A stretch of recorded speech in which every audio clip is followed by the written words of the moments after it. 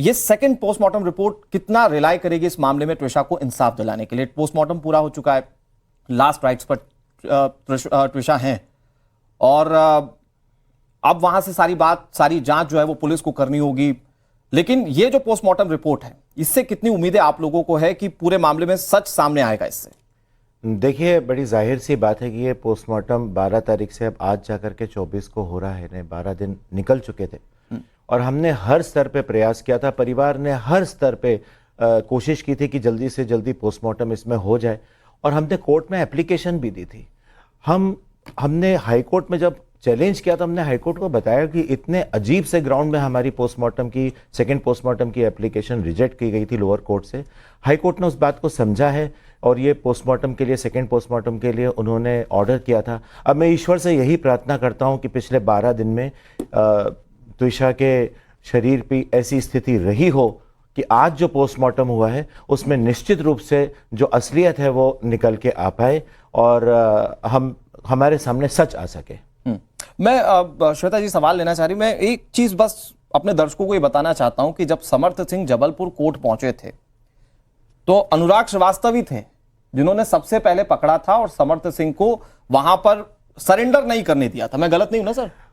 तो असल में वो घटना बहुत ही अजीब सी घटना है। हम लोग करीब 3:30 बजे तक माननीय उच्च न्यायालय के सामने थे। उच्च न्यायालय में उस दिन 4 चीजें लगी हुई थी। हमने गिरिबाला की जो बेल हुई थी एंटीसिपेटरी, उसको चैलेंज किया हुआ था। शासन की तरफ से भी गिरिबाला की एंटीसिपेटरी बेल को चैलेंज किया गया था। समर्थ सिंह ने एंटीसिपेटरी बेल जो उनकी लोअर कोर्ट से रिजेक्ट हुई थी उसको चैलेंज किया हुआ था और हमने उस ही दिन सेकंड पोस्टमार्टम की रिट पिटीशन फाइल करके रखी थी। तो वो चारों मैटर पे 2:30 बजे इकट्ठे सुनवाई हुई थी। हाईकोर्ट ने सबसे पहले सेकंड पोस्टमार्टम को कंसीडर करते हुए अलाउ किया।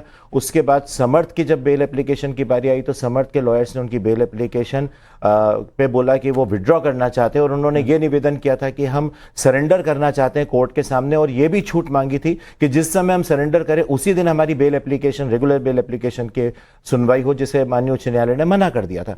और उन्होंने कहा था कि आप ट्रायल कोर्ट में जाके सरेंडर करिए या फिर आईओ के सामने सरेंडर करिए। ट्रायल कोर्ट होता है भोपाल और आईओ उस दिन हाईकोर्ट में मौजूद थे। जो एसआईटी की टीम है उसमें से 2 सीनियर ऑफिसर हाईकोर्ट में मौजूद थे, तो वो चाहते तो वहां सरेंडर कर चुके थे, कर सकते थे।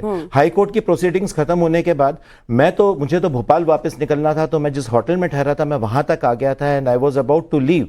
जब हमको अचानक से 5 बजे करीब ये इंफॉर्मेशन मिली कि शायद समर्थ डिस्ट्रिक्ट कोर्ट जबलपुर में सरेंडर करने की कोशिश कर रहे हैं, तो मैं और मेरे जो वहां कलीग हैं पीयूष तिवारी, हम लोग तुरंत पहुंचे और किसी भी डिस्ट्रिक्ट कोर्ट में, और त्विशा के फादर भी मेरे साथ थे, किसी भी डिस्ट्रिक्ट कोर्ट में चीफ जुडिशियल मजिस्ट्रेट का ही कोर्ट ऐसा होता है जहां वो सरेंडर कर सकते थे। मैं गया, 5:15 हो चुका था तब तक। मैं सीजीएम कोर्ट में जब गया तो वहां पे सीजीएम साहब से मैंने पूछा तो उन्होंने साफ मना किया कि हमारे पास ऐसी कोई सरेंडर एप्लीकेशन नहीं आई है, कोई केस नहीं आया। और चूंकि 5:15 बज गया था तो वो निकल भी गए कोर्ट से। उसके बाद हम रुके रहे। फिर हमको वहां पे कुछ पत्रकारों ने बताया कि इन्होंने शायद डिस्ट्रिक्ट जज साहब को अप्रोच किया था सरेंडर एक्सेप्ट करने के लिए, लेकिन उन्होंने मना कर दिया था कि ये भोपाल का मामला है। तो मुझे एक फोटो दिखाई गई जिसमें कोर्ट रूम में, डिस्ट्रिक्ट जज के कोर्ट रूम में वो मास्क और वो टोपी पहन करके बैठे हुए हैं, चश्मा लगा करके, और 1-2 लोग उनके साथ थे। तो मुझे ये भरोसा हुआ कि ये कम से कम डिस्ट्रिक्ट जज की कोर्ट तक आए तो हैं, ऐसा मुझे भरोसा हुआ कि आए तो हैं। लेकिन पूरे अदालत में मुझे समर्थ सिंह के सपोर्ट वाले कुछ वकील इधर उधर दिख रहे थे, लेकिन ये जानकारी मिल रही थी कि कहाँ है।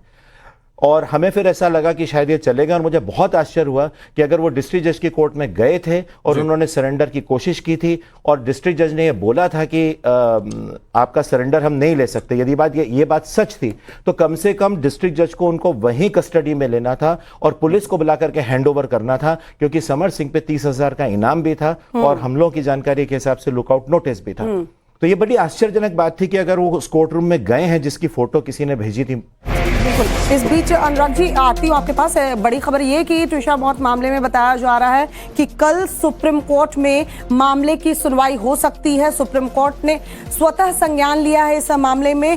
कई खामियां जो है वो नजर आई हैं और इस वक्त चर्चा का विषय पूरे देश में ये केस बना हुआ है।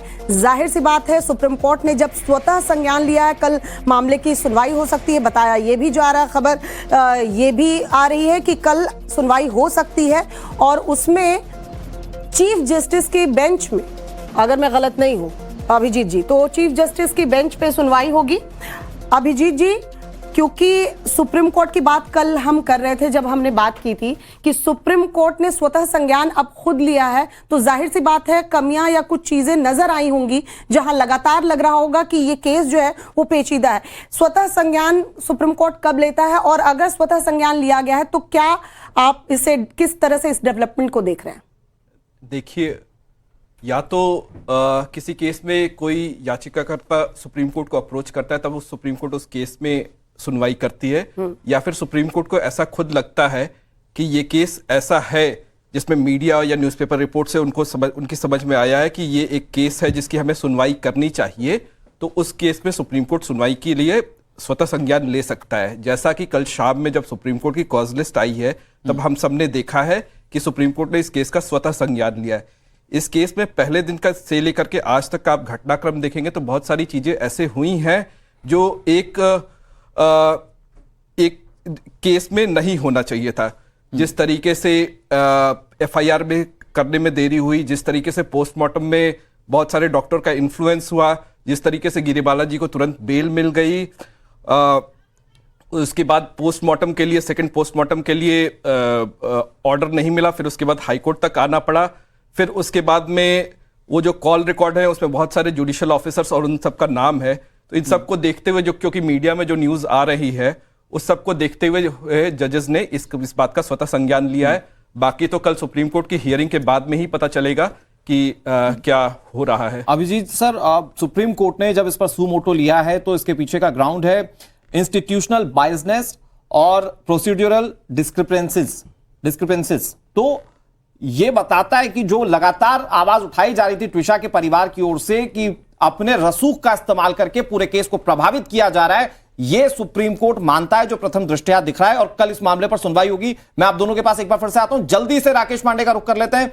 राकेश, क्या तस्वीरें वहां पर इस वक्त देखने को मिल रही है, क्योंकि आपसे कुछ देर पहले जब आपने दिखाया था तो लास्ट राइट्स के लिए ट्विशा को ले जाने की तैयारी चल रही थी। बिल्कुल अनुराग, देखिए अभी भी गाड़ियां तैयार हैं, परिवार के लोग अब बैठेंगे और एक आखिरी कुछ ही समय में अब त्विशा के पार्थिव शरीर को रखा जाएगा इस एम्बुलेंस में, जिस एम्बुलेंस को फूलों से सजाया गया है, और उसके बाद यहां से भदभदा विश्राम घाट लेकर जाएंगे। एक आखिरी विदाई, एक आखिरी जो धार्मिक प्रक्रिया होती है जब किसी को अंतिम सफर पर विदा करना होता है, तो वो धार्मिक प्रक्रियाएं पूरी होते हुए ये परिवार के लोगों की तस्वीरें आप देख पा रहे हैं। बीच बीच में भावनाओं का उबाल, जो कि जाहिर सी बात है बहुत स्वाभाविक है, और एक आखिरी विदाई। ये तस्वीरें अनुराग भोपाल के मॉर्चरी के ठीक बगल में जो कैंपस है वहां से आप देख पा रहे हैं, और इसके बाद ये रास्ता अंतिम सफर की ओर, फिर उसके बाद पंचतत्व में विलीन। लेकिन सवाल अपनी जगह बरकरार कि आखिरकार त्विशा की जान कैसे गई, जो परिवार कह रहा है, या फिर जो पोस्टमार्टम की पहले रिपोर्ट में जो बात सामने आई कि यह आत्महत्या का मामला या फिर इसमें कोई साजिश की बात, ये सवाल रहेंगे और परिवार को इंतजार रहेगा उन सवालों के जवाब का। और परिवार को इंतजार इस बात का भी रहेगा कि जो आज करीब 3 घंटे तक दिल्ली एम्स के डॉक्टरों ने जो पोस्टमार्टम किया है उनकी फाइंडिंग्स में क्या निकला। जानकारी ये भी है कि संभवतः कुछ सैंपल्स भी वो अपने साथ लेकर गए हैं। क्या फाइनल रिपोर्ट आती है, बहुत कुछ उस बात पर निर्भर करेगा। लेकिन निजी तौर पर परिवार के लिए बेहद मुश्किल भरा पल, और परिवार के लोगों की भावनाएं, जो तस्वीरें सामने आ रही हैं, फूट फूट कर रोना, बच्ची को विदा करना, ये सब कुछ भावनात्मक तौर पर उनके लिए बेहद मुश्किल पल है। और ये तस्वीर आप देखिए, अर्थी को कंधा देते हुए उनका परिवार, और उसके बाद जो है अब एम्बुलेंस में रखा जाएगा। जो उनके भाई हैं वो आपको तस्वीरों में सबसे आगे दिख रहे हैं, जो मेजर हर्षित उनके भाई हैं, उनके चाचा उनके पीछे आपको दिखाई दे रहे हैं तस्वीरों में। और जिस ये एम्बुलेंस में अब पार्थिव शरीर को रखा जा रहा है, और उसके बाद यहाँ से लेकर जाएंगे त्विशा के पार्थिव शरीर को भदभदा विश्राम घाट, और पीछे से पुष्प वर्षा त्विशा के पार्थिव शरीर पर करते हुए परिवार के लोग और जो दूसरे परिजन हैं वो ये तस्वीरें। लेकिन इन सब के बीच में उनकी माँ का खास तौर पर रो रो कर बुरा हाल, और परिवार के आधे से ज्यादा लोग या अधिकांश लोग जो है वो किसी तरीके से मां को संभालने में लगे हैं। ये तस्वीरें इस वक्त त्विशा के अंतिम सफर की, एक अंतिम सफर जो अब से कुछ समय बाद पंचतत्व में विलीन हो जाएगा पार्थिव शरीर। तो ये तस्वीरें अनुराग।